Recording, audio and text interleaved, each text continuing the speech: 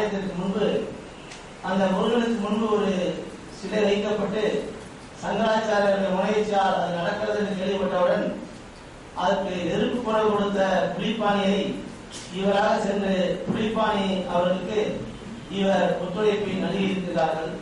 ஒரு போராட்ட உணர்வோடு அங்கே எங்களையெல்லாம் அழைத்து சென்றிருக்கிறார்கள். அதே போல மயிலாடுதுறை சித்தர்களுடைய மாநாடு நடத்தியிருக்கிறார்கள். சித்த மருத்துவத்தை பற்றிய கருத்தரங்கு நடத்தியிருக்கிறார்கள், கண்காட்சி நடத்தியிருக்கிறார்கள். இப்படியெல்லாம் அவருக்கு தேவையில்லாத சம்பந்தமில்லாத ஒரு விஷயத்தில் எல்லாம் கூட அவர்கள் ஈடுபடுவார்கள். காரணம், அவருக்கு இருந்த அந்த தமிழ் தேசிய உணர்வு, அவருக்கு இருந்த தமிழ் இனப்பற்று, அவருக்கு இருந்த தமிழர்கள் உரிமையோடு வாழ வேண்டும் என்கின்ற நல்ல எண்ணம். இப்படி அவருடைய தொண்டெல்லாம் இந்த தமிழர் சமுதாயத்திற்கு கிடைத்தது. ஐயா நெடுமாறனோடு அவர்கள் நெருக்கமாக பழகியிருந்தார். அவர்கள் எங்கு வந்தாலும் அவரோடு சென்று பொதுக்கூட்டங்கள் நிகழ்ச்சிகளை நடத்துவது ஏற்படுது இவருக்கு ஒரு வாடிக்கையான தொழிலாக இருந்தது. இப்படிப்பட்ட பலதரப்பட்ட பன்முனை ஆற்றல் வாய்ந்த நம்முடைய தமிழர்களுடைய இழப்பு நமக்கு ஒரு பேரிழப்பாகும்.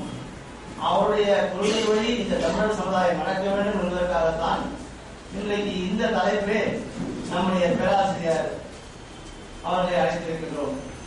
தாம்பரம் கிறிஸ்தவ கல்லூரியில் பணியாற்றக்கூடிய அவர்கள் அரசேந்திரன் அவர்கள் மிகப்பெரிய தமிழ் ஆர்வலர், தமிழ் தேசியத்தின் மீது பற்றிக் கொண்டவர்கள். காரணம், இந்த நாடு தமிழ்நாடு, நாம் தமிழர்கள், நாம் பேசுகின்ற மொழி தமிழ் மொழி. அப்படிப்பட்ட நிலையில் அது புறக்கணிக்கப்படுகிறது, அது ஓரங்கட்டப்படுகிறது என்றால் அதற்கு போராட வேண்டியது நம்முடைய கடமை அல்லவா? அந்த தமிழ் தேசியம் இருந்தால்தான், அந்த உணர்வு இருந்தால்தான் நாம் தமிழர்களாக மனிதர்களாக மதிக்கப்படுவோம். அதுவும் குறிப்பாக இன்றைக்கு தெற்கு சூடான் விடுதலை அடைந்து உலக பூமி பந்தியிலே 193வது நாளாக அது உருவாகி இருக்கிறது. அது எப்படி இருந்தாலும் நம்முடைய தமிழ் தேசிய உணர்வு நமக்கு தேவை. காரணம், ஏக இந்தியா, அகில இந்தியா அல்லது திராவிடம் என்பதெல்லாம் நமக்கு தேவையற்ற ஒரு வெளியே சடங்கான சொற்களாக ஆகிவிட்டது. நாம் இனத்தால் திராவிடர்களாக இருந்தாலும் மொழியால் தமிழர்களாக இருக்க வேண்டும்.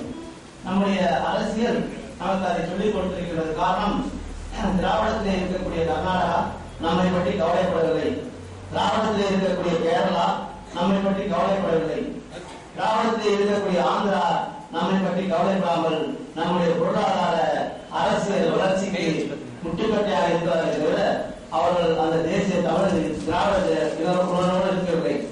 எனவே நாம் நம்முடைய இனத்தை காப்பதற்கு, நம்முடைய மொழியை காப்பதற்கு, நம்முடைய பண்பாட்டை காப்பதற்கு நாம் அணியமாக வேண்டும். அப்படிப்பட்ட சூழலில் தான் தமிழர்களுடைய நினைவை போற்றுகின்ற வகையில் தமிழ் தேசியம் ஏன், எதற்கு, எப்படி என்கின்ற மிகப்பெரிய ஒரு பரந்துபட்ட தலைப்பை அரசேந்திரனுக்கு கொடுத்திருக்கின்றோம் வேண்டும் என்று நாங்கள் திட்டமிட்டோம். அந்த உரை நிகழ்த்துவதற்காக ஏபிசி கல்லூரியின் வரலாற்றுத்துறை பேராசிரியர் முனைவர் கீரா சங்கரன் அவர்களை அழைக்கின்றோம்.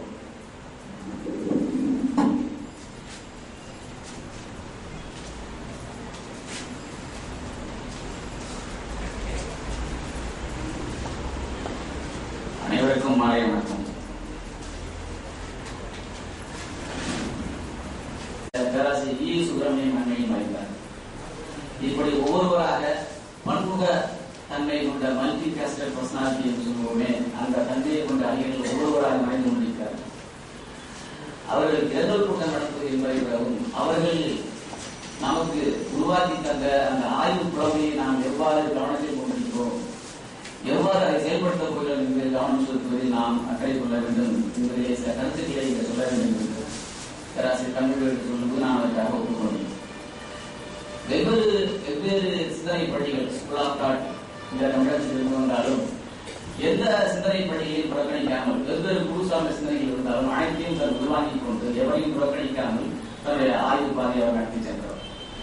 ஒரு சிந்தனை பள்ளி தமிழ் சமூகத்தை பற்றி பேசும்போது, தமிழ் கடவுள்களை பற்றி பேசும்போது, தமிழ் மொழியை பற்றி பேசும்போது சிந்தனைகள் இருந்து அதையும் உள்வாங்கிக் கொண்டு இவருக்கான ஒரு ஆய்வு பாதையை, ஆய்வு முறைமையை இயங்கியில் அவர் வளர்த்துக் கொண்டார்.